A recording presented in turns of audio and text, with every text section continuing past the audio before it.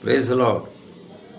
பிரியமான சகோதர சகோதரிகளே, அநேகர் பல விதத்தில் குழம்பி கவலைப்பட்டு பயப்பட்டு தைரியத்தை இழந்து குழம்பி போய் நிற்கிறத பார்க்குறோம்.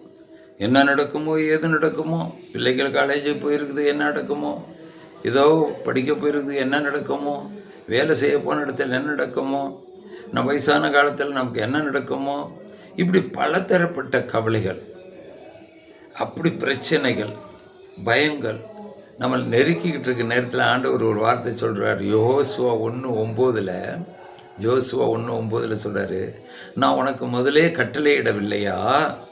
வீறு கொள், துணிந்து நில், அஞ்சாதே, கவலைப்படாதே, ஏனெனில் உன் கடவுளும் ஆண்டவருமான நான் நீ செல்லும் இடமெல்லாம் உன்னோடு இருப்பேன்.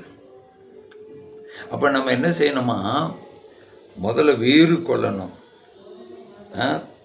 பயப்படக்கூடாது, துணிந்து நிற்கணும், தைரியமாக இருக்கணும், கவலைப்படக்கூடாது. இப்படி செய்தால் மட்டும் அவர் பேச்சுக்கு நம்ம கீழ்ப்பிடிந்து நடக்கணும்னு அர்த்தம். அப்போ என்ன செய்வாராம்? நாம் போகும் இடமெல்லாம் அவர் நம்மளோடு இருப்பாராம். உன் கடவுளாகி ஆண்டவராகிய நான் நீ போகும் இடமெல்லாம் உன்னோடு நான் இருப்பேங்கிறார்.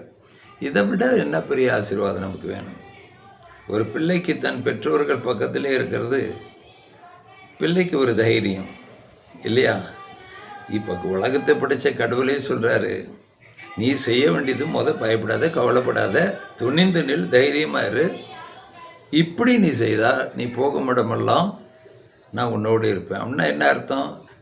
உன்னை காப்பாற்றுறதுக்காக நானே இருக்கிறேன், யாரும் ஒன்றும் செய்ய முடியாதுங்கிறார். தைரியமாக இருங்க. இந்த வார்த்தையை கேட்ட உங்களுடைய வாழ்க்கையை ஒரு பெரிய ஆசீர்வாதத்தால் நிரப்ப வல்லவர் ஆண்டவர்.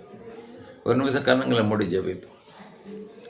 நன்றி ஆண்டவர் இயேசுவே, இந்த வார்த்தைகளை கேட்டுக்கொண்டிருக்கிற நம்முடைய பிள்ளைகள் வாழ்க்கையில் ஆண்டவரே கவலை பயம் ஆண்டவரே இதை எடுத்து மாற்றி தைரியத்தை கொடுத்து அவர்களோடு ஒவ்வொருவரோடு நீ இருக்கும்படியாக ஜெபிக்கிறோம். போகுமிடமெல்லாம் நம்ம எங்களை காக்கும்படியாக ஜெபிக்கிறோம். இந்த வார்த்தைகளை கேட்ட ஒவ்வொருடைய குடும்பங்களை அவங்களுடைய எதிர்காலத்தையும் ஆசீர்வதிங்க. அப்படி செய்வதற்காக நன்றி. இயேசுவின் நாமத்தினால் ஜெபிக்கும் நல்ல பிதாவே, ஆமேன். Praise the Lord.